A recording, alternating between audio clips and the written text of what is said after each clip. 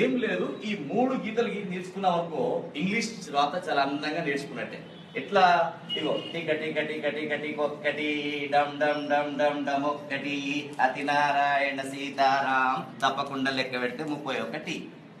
1 2 3 4 5 6 7 8 9 10 11 12 13 14 15 16 17 18 19 20 21 22 23 24 25 26 27 28 29 30 31. ఇలా రాగానే దీన్ని ఏ విధంగా చేసుకోవడం?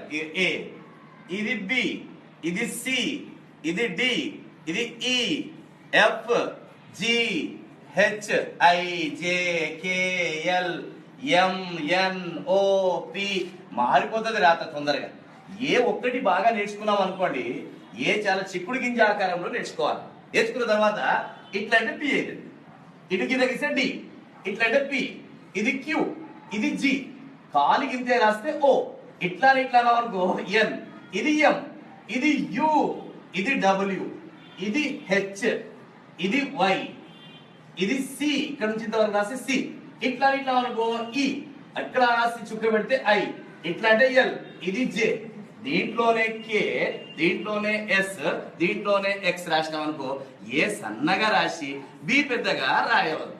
ఏ ఎంత రాస్తామో బి కూడా అంతే రాస్తే బాగుంటుంది. ఇది గుర్తుపెట్టుకోవాలి. పైన 7 1 2 3 4 5 6 7, కింద 6 1 2 3 4 5 6, పైన 7 కింద 6, మధ్యలో 21 1 2 3 4 5 6 7 8 9 10 11 12 13 14 15 16 17 18 19 20 21.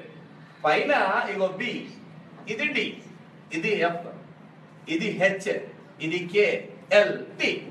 బిడిఎఫ్ హెచ్కే అంటే పై 2 డబ్బాలలో రాయాలి. ఇగో G, J, P, Q, Y, Z, ఇవి కింది 2 డబ్బాలలో రాయాలి ఫోర్ములా కాపీలో. ఇక్కడ ఇగో A, C, E, I, M, N, O, R, S, U, V, W, X, ఇవి మధ్య డబ్బాలో రాయాలి ఫోర్ములా కాపీలో. ఇవి పై 2 డబ్బాలలో, ఇవి కింది 2 డబ్బాలలో, ఇవి మధ్య డబ్బాలో రాస్తే ఇంగ్లీష్ ఈజీగా మీరు చాలా అందంగా